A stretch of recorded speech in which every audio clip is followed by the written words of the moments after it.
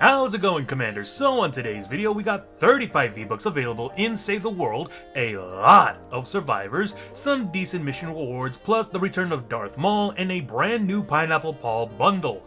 But before any of that, if you Commanders want to support me, please follow or subscribe depending on the platform, leave a like, and maybe leave a comment. Would be most appreciated.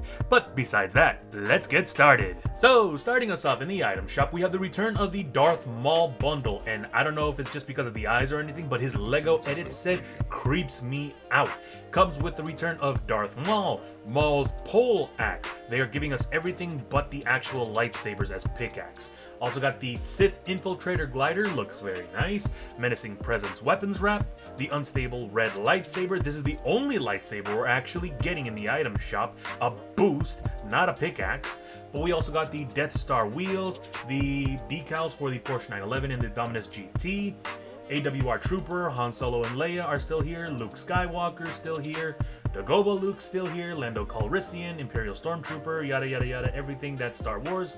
We got 4 brand new kicks that they are completely ridiculous, thinking that we're going to be paying that many V-Bucks for a pair of shoes that nobody's going to notice.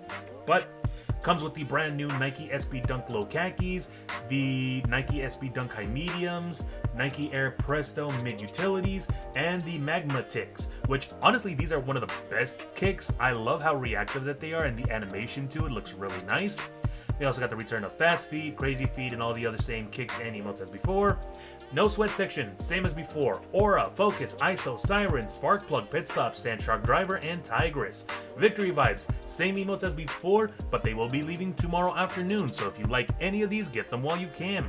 We got the brand new Pineapple Pete bundle, and this is actually a really funny joke skin that I do really like, actually. Comes with Pineapple Pete, the Pineapple Parasol pickaxe, which is actually really funny. The artillery cooler, that is hilarious that it is just a broken out watermelon with flashbang grenades, buckshot, and a little umbrella, and the drink is nothing but shells. And we also got the Melon Breaker weapons wrap. Apparently this pineapple guy really hates watermelon. But we also got the return of Peekaboo, Caspian, Fire Spinner, Hailstorm, Malice, Karasu is back. I really regret not getting him as the bundle, he looks really cool.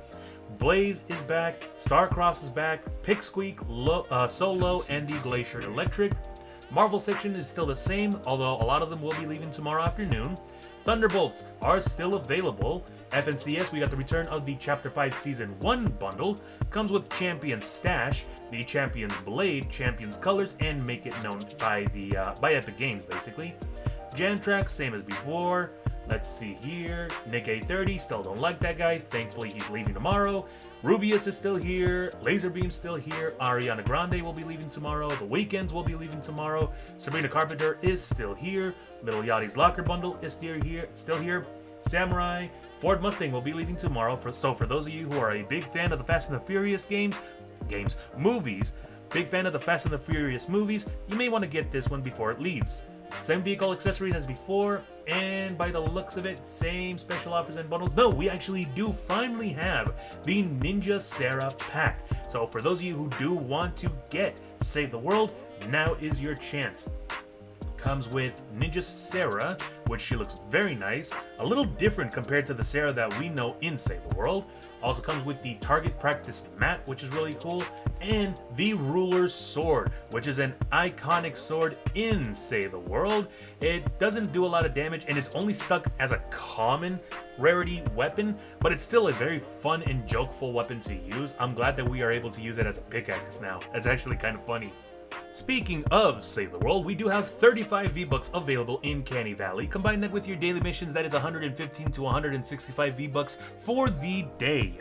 Continuing on, we do have the Monsoon available, the third best SMG in Save the World. Now the reason why it's the third best is because this SMG needs to spool before you are able to fire. Yes, it has a charging animation, but this is basically holding a miniature minigun in the palm of your hands. It's a decent SMG to use. Moving on to the Twine Peaks, we got the Clax available, which is a really great melee weapon to use because of its high affliction damage.